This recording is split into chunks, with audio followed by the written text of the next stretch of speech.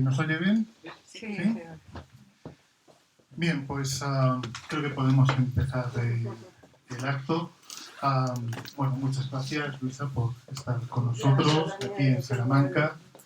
Gracias a todos los asistentes por acompañarnos. Bueno, todos los días son intempestivos a esta altura del año. Vamos a hablar principalmente de Fiscal Muere, la última novela de Luisa Valenzuela,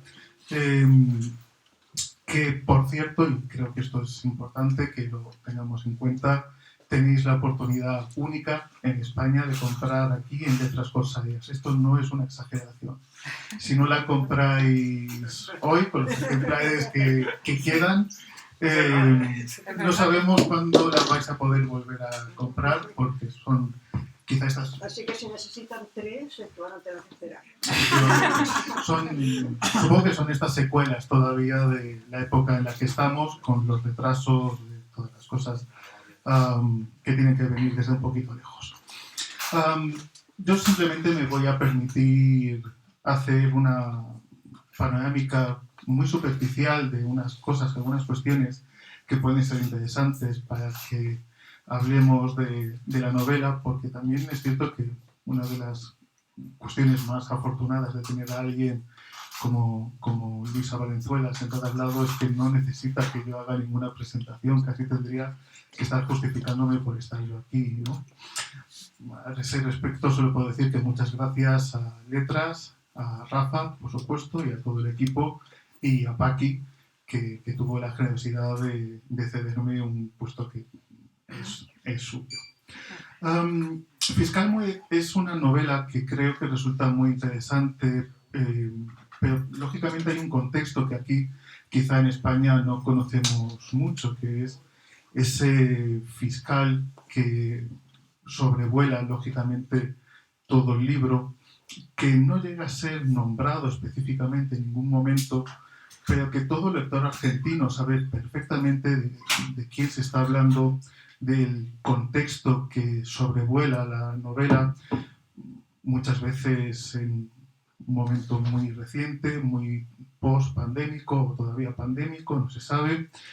Y ese vistazo a no muchos años atrás, me voy a resistir a ponerle el nombre preciso, a la muerte, y de ahí el título, al fin y al cabo, sin precisar cómo es ese motivo de muerte de ese fiscal, que es un personaje misma, un personaje real, una persona de la que además no hace mucho, el año pasado, se estrenó un documental en Netflix. Aquí en España no se puede ver en Netflix, se tiene que ver creo que es en Movistar. Como se nos retransmite por diversos medios, no voy a decir que da igual, buscadla por internet y vedla, pero buscadla por internet y vedla con el medio que sea, porque es una historia muy interesante. Y ese contexto de esa muerte oscura, que no se sabe muy bien lo que ha sucedido, combinando elementos que al final aparecen en la novela de espionaje, de conspiración, de las sombras, del poder, se construye una historia que en realidad es sorprendentemente íntima, quizá porque uno llega al texto esperando otras cosas y le sorprende mucho a cada paso. Y creo que eso es absolutamente... ¿Es bueno o malo? Yo creo que eso es muy bueno, porque es tan difícil sorprenderse hoy en día, que es fantástico. Cuando leí la novela, había un par de cuestiones que a mí me surgían y que me voy a atrever a preguntarte. Quizás más relacionadas, de hecho he tomado notas solo porque si no sé que me iba a enrollar en exceso y nos íbamos a ir aquí a una hora muy tardía para pesar de todos nosotros. Quizá la primera cuestión, y para entender la pregunta hay que haber leído el texto, lo siento mucho, pero la primera cuestión es si el cuadro de un crimen es un crimen. Muy linda pregunta, me encanta. De alguna manera lo es, porque si te presentan el cuadro y te dicen que es así el crimen, te lo hacen creer. Eso es el tremendo peligro de la actualidad. La representación es más importante que el hecho en sí.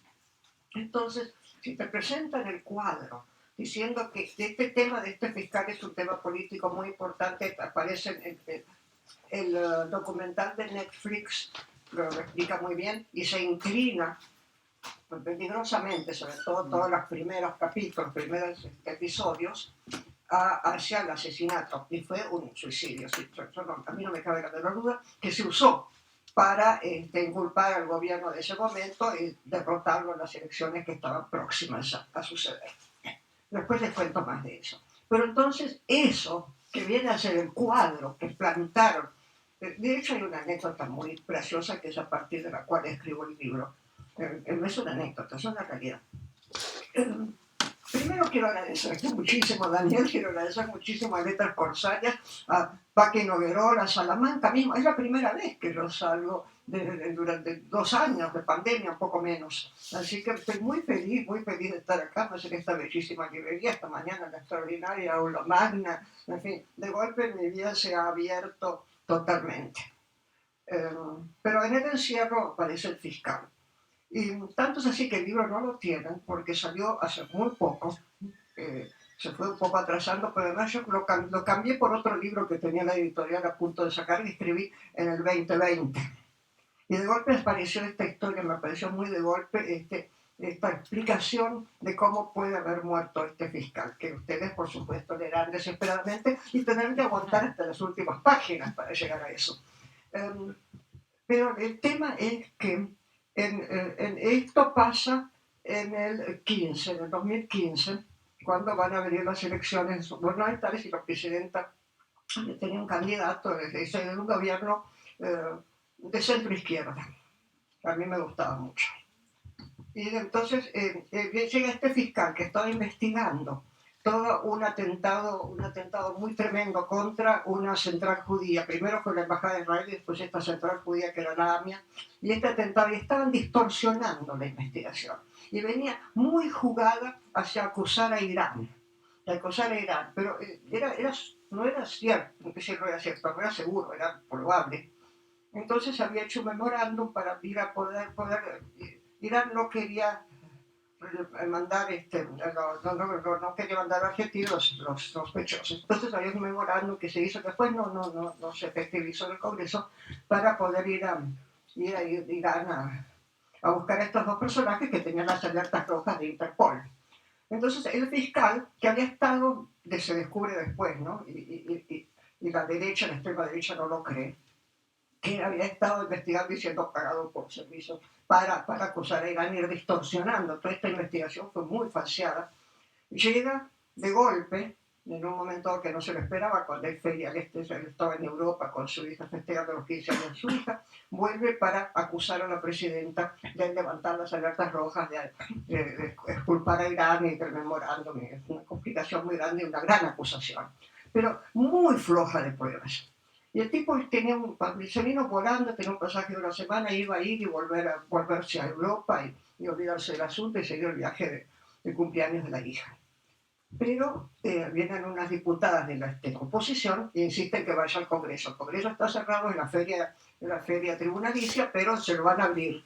Y primero le prometen que no va a estar la gente del gobierno, pero después sí, van a estar todos a defenderse de esta acusación feroz y muy mal fundamentada.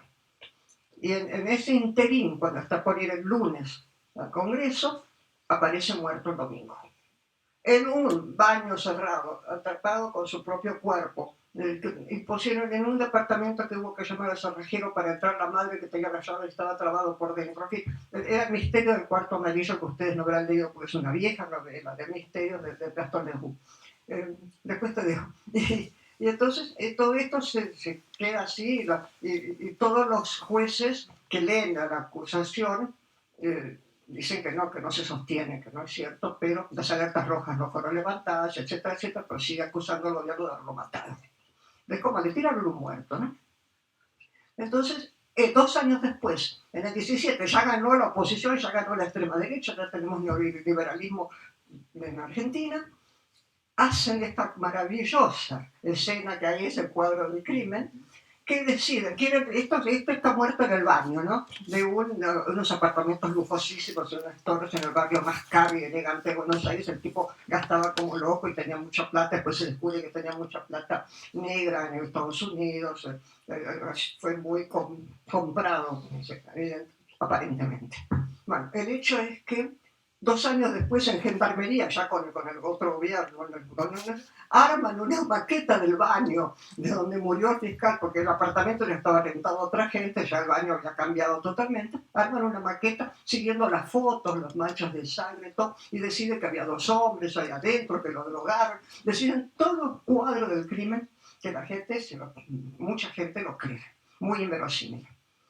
Entonces, a partir de eso, mi protagonista, que es un excomisario, en ese momento que todavía era comisario, decía, hubo un teatro para demostrar esta falsedad obvia, debe haber habido un teatro antes. Y entonces él deduce toda esta manera como pudo llegar a la muerte del fiscal sin que hubiera nadie adentro y sin que necesariamente se suicide. Entonces, bueno. Así que sí, el cuadro del crimen puede ser el crimen. Muchas gracias, Luisa, por además una explicación tan detallada de todo el suceso. Debo decir que, aunque la historia tiene incluso más elementos de conspiración y todo eso, que desarrolla efectivamente el documental con, bueno, digamos que sí que le echa una cierta imaginación. Lo cierto es que la novela se puede leer perfectamente sin saber nada de esto.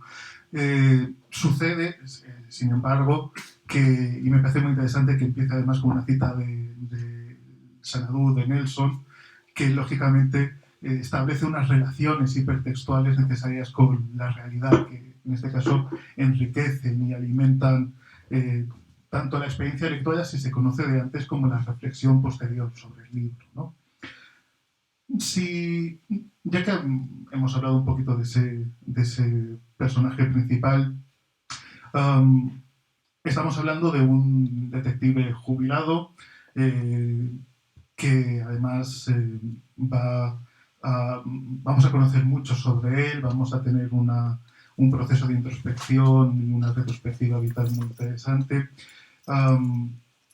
¿Por qué es importante, ¿no? Tanto el por qué es importante dar espacio a estos personajes en una novela de estas características? Y no lo digo solo por el caso del detective ya de cierta edad, sino también porque luego a lo largo de la novela aparecen no muchos personajes, pero los que aparecen, digamos que pueden estar significados de algún modo, ¿no? Por ejemplo, por cuestión de género y esas cosas. Sí, no respeta totalmente. Después me arrepentí quizá de no haber respetado totalmente el género, pero como yo me voy dejando guiar por aquello que no está, que voy buscando, para empezar, este personaje que es un excomisario que lo han jubilado tempranamente, y le interesa el arte, ha leído mucho, es rarísimo para un comisario argentino, ¿no? Es un personaje muy sui generis, que él mismo se siente como una rara ave, porque francamente, de hecho, después hay situaciones que muestran esta situación de rareza de este comisario, muchas. El hecho es que un día me nace este personaje y escribo un cuento que se llama La Mancha Roja, que después queda incorporado porque es una investigación del excomisario, que él descubre una situación de un asesino, en fin, que está ahí, que era un cuento, y lo va a comentar en la comisaría y se ríen, porque ya lo tildan de fantasioso, porque no quieren reconocer cuando él, entonces yo voy descubriéndose. Pero la verdad es que no habría yo descubierto esta deducción, que es muy inteligente, porque la descubrió Masachesi. Masachesi era el comisario. No habría llegado a esto sin haber creado ese personaje antes. Es el personaje que me dictó esta solución muy compleja y muy elaborada. Porque él, bueno, como yo pienso, es cierto que ahí me identifico, él leyó en su juventud muchas novelas del misterio, toda la colección Séptimo Círculo que dirigía Borges, Livio y Casares, me la tragaba olímpicamente de mi juventud y toda Agatha Christie, Edith Quinn, todo el mundo. Entonces él también. Y cuando descubre esto, la comisaría se ríen de él y lo tildan de fantasioso. Y lo jubilan tempranamente. Y él cree que es un premio. No es un premio, se lo sacan de encima para callarlo. No, pero él no se da cuenta al principio y va navegando, buscando su vida, va armando su vida, voy armando su vida y voy armando algo que es el destrabar esa represión que él tenía de poder contar su deducción. Porque el primer capítulo se titula El peso de la burla. Se burla mucho de una persona, esa persona, sobre todo las mujeres lo conocemos más que los hombres, quizá, ¿no? Quizá los hombres también, porque necesitan ser exitosos y fuertes y todas esas cosas innecesarias en el mundo, pero en fin, así venía la mano hasta hace un tiempo. Entonces, todo esa parte, pero involuntariamente lo hice, pero fui llevándolo a destrabar a Masachesi para que pueda contar esto. Entonces siempre toda una historia de amor, de los amores desesperados, toda una historia poética, entre otra novela. Todo eso fue escrito muy rápido y con mucho entusiasmo de mi parte. Así que no calibré, que habría tenido mucho más éxito si hacía una novela policial hecha y derecha, pero tampoco sé si lo sabría hacer. Porque, perdóname, porque pienso una cosa. Lo que apunta esta novela, cosa que me doy cuenta al final, naturalmente, después, a posteriori, porque esas cosas no me las planteo, no pretendo dar un mensaje, pero en última instancia lo que está diciendo es cuidado, porque te mienten de una manera pavorosa y te puede llevar toda una ficción creada utilitariamente a reventarte la vida, puede cambiar el gobierno, pasan cosas tremendas, ¿no? De hecho, hay unas páginas donde explica el caso, cuidadosamente para todos quienes me doy cuenta que hay mucha gente que no lo conoce, lo va explicando. Pero sí, eso es sui generis, como el mismo comisario y la autora. De hecho, me alegra mucho que introduzcas estas cuestiones porque era el siguiente punto que a mí me apetecía que pudiésemos, bueno, que nos pudieras contar un poquito más. El detective marcado por la infancia, evidentemente, pero por esa relación con el padre, con ese camino que no, bueno, sentimental al fin y al cabo, que le lleva a sumergirse en la lectura ávida de la novela de detectives, la narración dentro de la narración, el desplazar el centro de la novela a Azul, ciudad cervantina. ¿Cuánto de quijotesco hay en el libro y hasta qué punto has sido consciente buscar ese vínculo con ese tipo de personajes y esa línea creativa? Los personajes nacen solos, Daniel. Los personajes tienen vida propia, respiran por su cuenta. Ese es el logro al que yo aspiro. Yo lo dije esta mañana, también escribo sin mapas, no sé de dónde vienen las historias y de golpe esta historia entra, pero hay que dejar que el personaje respire solo. Él tuvo que hacer ese camino. Yo sabía, pero por primera vez en mi vida, no, primera quizá no, pero muy, muy especial, sabía cómo iba a terminar, ya tenía la deducción. Pero el camino que tuvo que llevar este hombre, mi personaje, no yo, porque ya lo tenía yo. Pero él, para poder decirlo, lo tuve que respetar. O me respeté a mí, no sé, es un camino de ficción. De hecho, hay una frase que después me vino después y me gustó mucho, y me repito, que está al final, que le iban a poner en contratapa, bueno, finalmente quedó muy al final, después, después del índice, un poco tarde. Ella le dice a él, cuando él le cuenta a la exnovia que se van a reencontrar y pasan un montón de cosas, le cuenta toda la deducción y le dice, hagamos algo, y dice, no podemos hacer algo, no nos van a creer, no, es imposible, nadie lo va a creer, porque ya está todo planteado de otra manera. Y ella dice, escribamos una novela, es la única manera en este momento, la ficción es la única manera de decir la verdad en este momento. Y yo eso lo creo. Ahí sí. Entonces quizá toda la novela apuntaba a eso. sin pensarlo mientras la iba avanzando. Pero la idea es esa. Yo creo que la ficción, la buena ficción, puede decir cosas entre líneas y demás que la realidad te la va tapando, porque estamos rodeados de fake news, no he hecho más que pelear contra eso, y la posverdad, y el lawfare, y todas estas cosas tremendas que nos asedian a diario. Y no quiero ni pensar lo que va a hacer cuando Mark Zuckerberg termine armando su metaverso, y Dios nos libre, igual, o sea, murió la imaginación, murió todos metidos ahí en la realidad virtual, y se acaba todo. Entonces lo único que tenemos que defender ahora es la lectura y la literatura y las grandes librerías como esta. De hecho, vamos a mandarle un saludo a Marc, a mí me gustó mucho esa brevísima conversación del final a modo de epílogo con esa reflexión que además creo que también sirve como metarreflexión, ¿no? Porque precisamente quería empezar preguntándote lo del cuadro para cerrar también con esta cuestión fundamental de que ciertamente, y creo que es algo sobre lo que ya nos has dicho de manera a veces implícita pero también explícita, la novela reflexiona, ¿no? Sobre cómo se construye una verdad y cómo a veces la ficción es el auténtico y único retrato posible de la verdad. Entonces, simplemente es... Sí, un poco lo que preguntaste al principio, sí. Claro. Sí.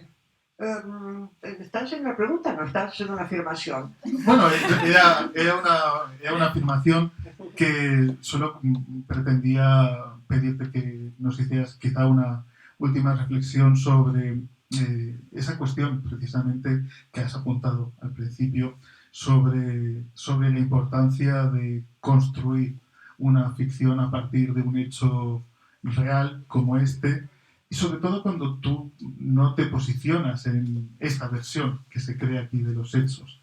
Es decir, realmente es un trabajo, y nos lo acabas de decir, de tu personaje, ¿no? ¿Cómo ha sucedido eso? Ahora, fíjate vos que yo construyo una ficción sobre este hecho real, que es la muerte de este fiscal, pero todos los que han usado la muerte, de hecho hay un libro muy interesante de un hombre que se llama Jorge Elbaum, que fue presidente de la central judía esta que fue volada, pero ahora está muy en contra, porque ahora se volvió una central judía totalmente de extrema derecha, entonces son los servicios secretos de Israel, Norteamérica y todo, que quería llevar la acusación a Irán. Así que este Jorge Elbaum, que se aparta de eso, escribe un libro que se llama Los usos políticos de la muerte de Nisman.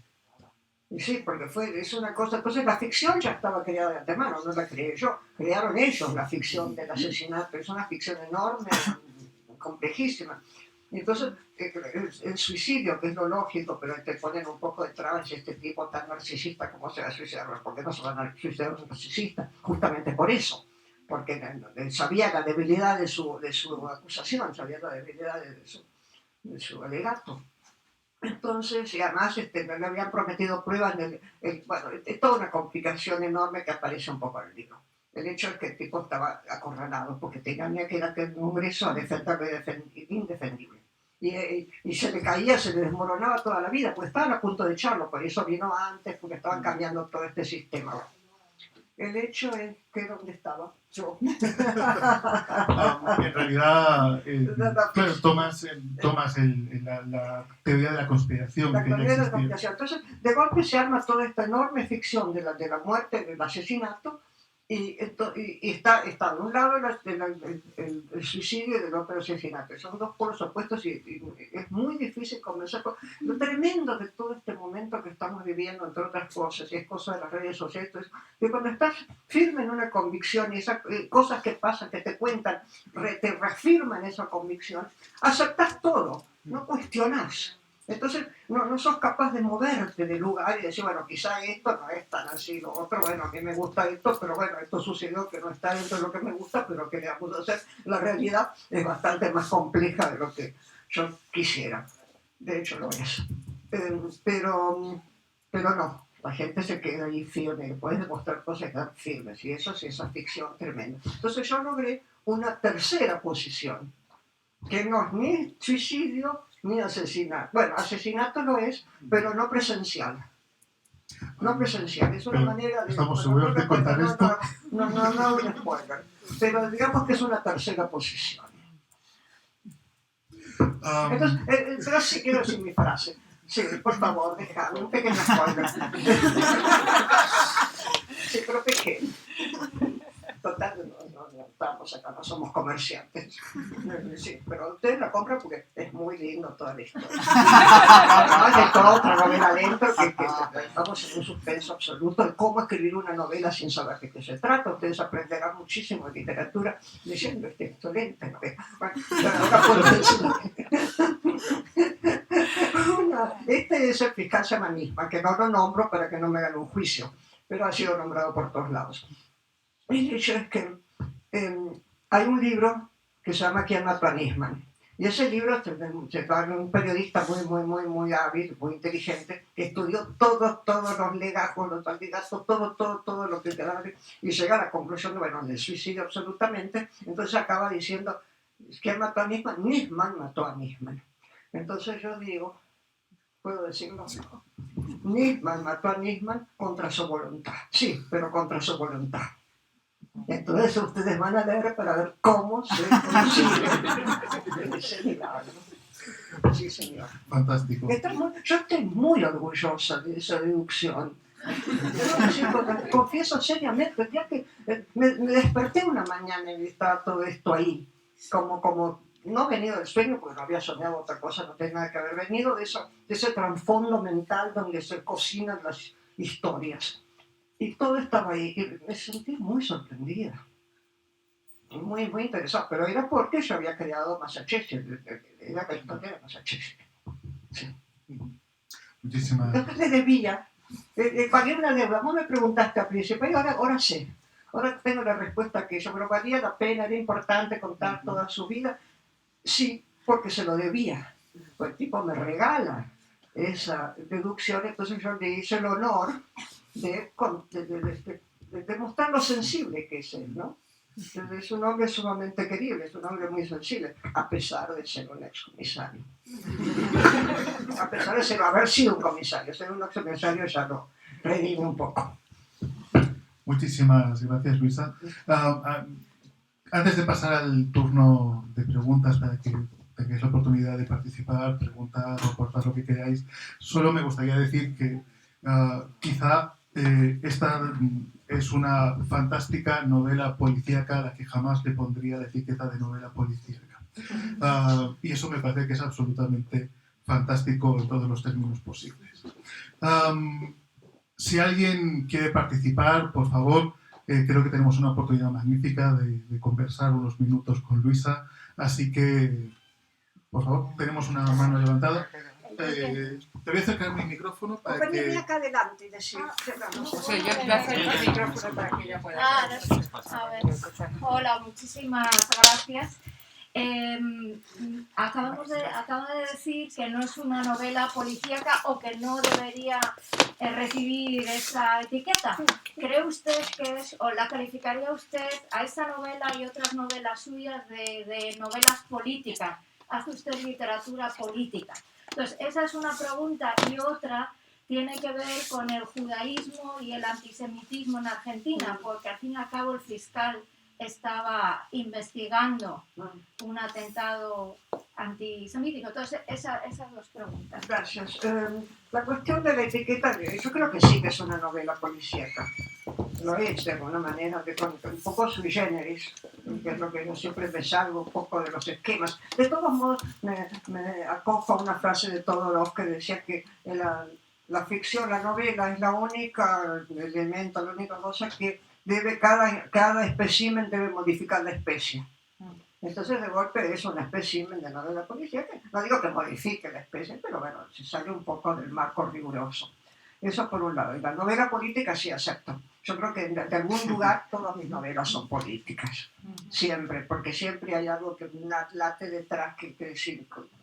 Rodolfo Walsh, que era un gran, no sé si ustedes lo conocieron, no solo era un gran escritor, sino era un gran luchador, que muere por la letra, porque él denuncia durante la gran represión de la AAA la AAA hizo la represión, después vienen los militares, y él dice que la AAA eran las 3 fuerzas armadas, que eran las que hacían la junta militar. Y manda esa carta abierta y lo matan. La dictadura militar, la última dictadura atroz que tuvimos. Y entonces Walsh me decía, porque cuando lo conocí, con mi primer libro de cuentos, a él le había gustado mucho. Yo lo conocí, me sorprendió mucho este tipo tan político. Y bueno, pero mi ideología no está, era muy joven. Me dice, sí, la ideología siempre está. Porque aunque uno no la ponga, no hay que ponerla en evidencia, late por debajo, ¿no? Y eso me dio a entender muchas cosas, sobre todo porque yo venía de la enseñanza de Borges, que decía que la política es anatema a la literatura, que la literatura y la política son agua y aceite, no se pueden mezclar. Y de golpe es imposible, ¿no? Y uno se va metiendo cada vez más dentro de las circunstancias ambientales, digamos. Entonces sí, y la cuestión antisemita en Argentina también, como en todo el martes, ¿no? Es muy terrible. Ahora, ¿qué pasó con esa voladura de la AMI atroz que tuvo tantas víctimas, 84 víctimas? No se sabe, no se sabe, pero pueden haber sido alguna parte de algún servicio secreto también argentinos metidos en situaciones muy sucias que nunca lo vamos a poder, porque contaminaron la investigación desde un principio. Contaminaron mucho, es muy compleja toda esa contaminación, bueno, no me meto con eso. Pero entonces este era el fiscal que iba a revelar y iba a aclarar todo y lo iba contaminando más, y más, y más. Así que todo es, pero no. Bueno, no digo que quién creo que lo mató, pero más no digo nada. No tengo que aprender esta parte del oficio del misterio. Tenemos una segunda pregunta por aquí. Con el micrófono, por favor. Hola, Si muchas no lo gracias oigo, por venir. me lo Mi pregunta es que me vino de la interés lo que usted dijo sobre la ficción siendo una herramienta en el tiempo actual para decir la verdad entre las líneas, cuando está lleno la realidad está llena de noticias falsas y son progresistas. Mi pregunta es, ¿cómo usted ve la ficción como herramienta ahora en comparación con lo que era antes como una herramienta de literatura? Ah, qué interesante. ¿Cómo la veo ahora la ficción en general? La ficción Bueno, por una parte creo que hay una movida muy importante, debo decirlo, de la ficción de las escritoras. Es decir, de golpe hay una conciencia de lo que es la palabra, las mujeres están hablando desde su profundo deseo, cosa que antes estaba un poco tapado, ¿no? O disimulado o repitiendo el deseo del hombre. En cambio ahora ya está. Lacan de hecho decía que la mujer estaba fuera del lenguaje porque no sabía decir su gozo. Bueno, ahora lo han dicho con muchas ganas y mucho ímpetu y muy bien, notando otras, pero excelente. Creo que hay una pequeña censura acá atrás, no gusta tanto. Suele suceder. Sabremos disculparlo. Eso por un lado. Hay una libertad. En ese aspecto es lo que más me interesa, porque en un momento dado hubo gran énfasis en la escritura femenina de las mujeres, y eran unas escritoras espantosas. No doy nombres. Pero eran las escritoras hechas se hacían los feministas, ¿no? Una cosa alucinante. En cambio ahora salieron con ganas. Siempre las hubo, extraordinarias, siempre las hubo desde siempre, pero el estar en primera plana, la visibilización es importante. Y por otro lado, yo creo que hay algo que continuamente se está descubriendo la pólvora. Continuamente, pero es lindo, porque son otras miradas de esa pólvora, digamos. Y dice, bueno, esto ya lo hemos hecho en los años 60, en los años 70, pero desde otro lugar se está haciendo. Entonces, es esa circulación. Siempre hay una intertextualidad. El no reconocimiento de la intertextualidad que pueden tener muchos jóvenes y jóvenes escritores, no quiere decir que no esté ahí de todos modos, porque funcionamos en concierto con todo el resto. Entonces todo el resto nos va llevando hacia otro lugar a medida que va avanzando la civilización, si bien es un fuerte retroceso en muchos aspectos. Yo creo que ha sido una intervención fantástica. Paqui, no sé si quieres animarte para cerrar la... Paqui es muy tímida. No sé por qué. Ayer me tuvo cantando tatuajes en mi casa, o sea, llevaba sin cantar tatuajes mucho tiempo, de Concha Pico, pero no, ahora no. Yo quería preguntarte, porque como eres una gran periodista y a ti acabas de publicarte este libro increíble de la mirada horizontal, tú que has trabajado para el The New York Times, que has trabajado para La Nación o Página 12, permitidme porque estoy aquí, para todos los grandes periódicos, y ahora mismo se está hablando de la importancia de la no ficción por parte de periodistas que son escritores como tú, creadora, no ficción, periodista. Me gustaría escuchar esa reflexión porque sería una reivindicación de algo que considero esencial. Tu mirada como periodista. Casi al principio de tu carrera, todo lo que hacíamos crítica sobre ti, veíamos que se ninguneaba tu faceta como periodista. Y tu literatura y tu estilo sería incomprensible si la atención al detalle, al cuadro, como ha dicho también Dani. Tú siempre miras los cuadros, miras las estructuras y a partir de ahí te van surgiendo las ideas. Aquí hay mucho de Luisa Valenzuela, periodista, y al mismo tiempo de género de no ficción. Y bueno, para terminar eso, porque quiero escucharte como periodista y autora de no ficción, la relación obviamente con otras obras contemporáneas de no ficción como la de Jorge Volpi, una novela criminal que ganó la Alfaguara, en donde habla precisamente de hacer Florence Cassé para denunciar una corrupción gubernamental. Claro, sí. Exactamente igual que tú. Lo interesante que está haciendo este ejercicio de no ficción Tenés razón, yo no había pensado en lo de Volpi. en la época contemporánea. Pero sí, la mía flaquita. Yo creo que esta no funciona. Sí, pero mi libro de periodismo, que son crónicas de 1000 años, porque me empecé desde muy joven, que lo recopiló una profesora que está en Canadá, pero argentina, que viene y algo todo esto. La llamé La mirada horizontal, porque yo creo que es muy distinto el trabajo literario, el trabajo escritural, no ya literario, que no sería la palabra, en el periodismo y en la literatura. Entonces, mi sensación del periodismo es que es esa mirada horizontal. Tenés que recopilar todos los datos y de esto sacar esta historia. En cambio, en la literatura, la mirada es vertical, porque es profundizar, es meterse adentro. Es lo que cité hoy de Clarice Lispector, justamente viene muy bien. Yo entro en un vacío, entro en un lugar desde el cual saco sangre. Pero desgraciadamente ahora se mezclan mal la ficción y el periodismo. El periodismo actual es pésimo. Lo decís La Nación y a mí ahora me da escalofríos, porque es fake news. Esa es la tergiversación de la noticia. En mi época, por lo menos, había una cosa donde diarios de derecha, más o menos como era La Nación aún en aquella época, siempre fue un diario de una clase más o menos alta, un diario importante, y el diario dedicado mucho a la cosa rural, pero de los grandes hacendados. Entonces, lo que hacían era por ahí titular de una manera un poco distinta, elegir la noticia. Entonces uno podía colar un montón de cosas y decir lo que pensaba tranquilamente porque no había censura ni nada. Ahora, mienten, que es un horror, por lo menos en mi país. Los grandes diarios, los diarios hegemónicos apuestan al neoliberalismo, apuestan al capitalismo salvaje. Entonces es aterrador. Uno ve la noticia en la página 12, que es donde estoy colaborando ahora, o en El cohete a la luna, que es una publicación online. Y ahora les digo por qué se llama El cohete a la luna, además. Y la noticia es otra. Vivimos en dos realidades. Y no son universos paralelos. Es el mismo maldito universo engañoso. Entonces, ya la palabra periodismo también ha vuelto a convertirse en algo muy delicado. Pero sí surgió un movimiento que es interesante, que yo creo que es lo que estás pensando, Paqui, que son las crónicas íntimas, ¿no? Entonces son trabajos desde lo personal, en el periodismo, un reconocimiento del aporte personal. Con lo cual yo no digo que no hay que tener opiniones. Hay páginas de opinión, hay columnas, yo he escrito columnas, entonces ahí uno emite una opinión. Pero meterlo en la noticia cotidiana, tergiversar esas noticias es muy peligroso. Y es muy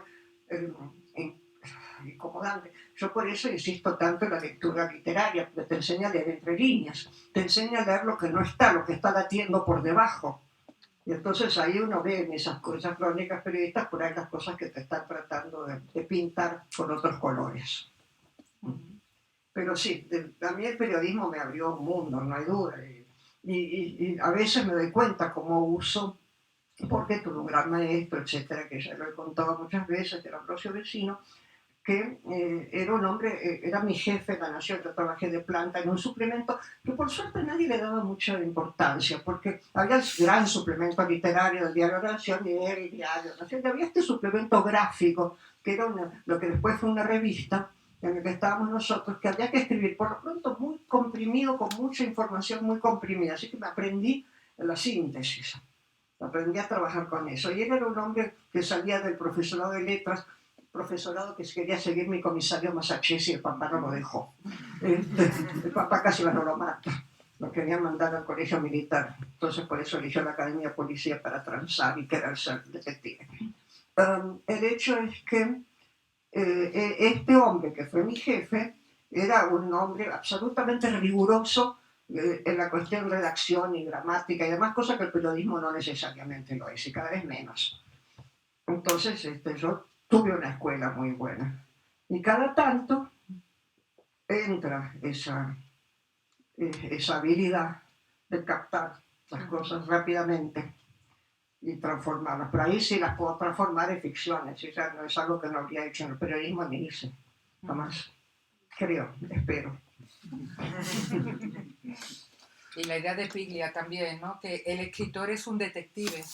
El escritor indagar en un crimen e indagar en la literatura. Sí. La segunda parte de Teldi, cuando está indagando sobre la literatura y al mismo tiempo está indagando en el crimen. Qué lindo, sí. Eso de Piglia. Sí, porque entró en esa novela, todo fue muy rápido. Todo fue muy rápido. De hecho, después cambié por el libro, salió muy rápido porque tenían otro en prensa, literalmente el mío, y se los cambié. Entonces, la historia de Masachesi era corta, y estaba trabajando en esta otra novela que lo conté esta mañana, un desafío que me planteé. Yo sé que empiezo una novela con alguna pauta y sé que algo está ahí. Cuando empiezo algo sé que va a ser un cuento, sé que va a ser un microrelato, sé que va a ser una novela, y por ahí tengo 3 palabras, pero tengo una frase, tengo una pregunta, algo así, pero hay algo que sé que está y hay que irlo pescando, hay que irlo encontrando. Pero ahí no tenía nada, cero. Vacío total, pandemia, vacío total. Y dije, tengo que escribir una novela de la nada. Entonces empiezo armando esta cosa, entonces cada tanto cuestiono y entro a debatir, bueno, para dónde van, qué son estos personajes, y van creciendo y van teniendo vida propia. Entonces se lo regalé a la novia de Masachesi, que me encanta también, es una mujer muy sensible, mucho mejor que yo. Entonces le dice, este regalo, ¿te parece bien? Y entra y sirve para destrabar, porque sirve para cómo la ficción dice verdades, y dice una verdad propia interior, y se puede un poco abrir otra cosa. Por eso los invito a todos a investigar ese mundo donde cada uno tiene una historia que contar, algo hay ahí latiendo.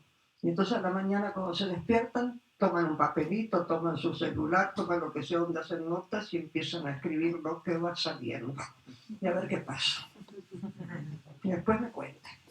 Y cuando sean bestsellers, si se llenen... Bueno, bestsellers puede que con este sistema no sean. Pero cuando ganen el premio Nobel, por ejemplo, y yo ya no voy a estar acá posiblemente, pero igual se acuerdan de mí, me tiran una florcita al aire. No te rías. No. Muchísimas gracias, Luisa. Yo creo que este no funciona. Bueno, muchísimas gracias, Luisa. Si os parece bien, vamos a dedicarle un aplauso, y os pido que tengáis en cuenta que el libro, insisto, solo lo podéis comprar hoy en Letras Corsadas.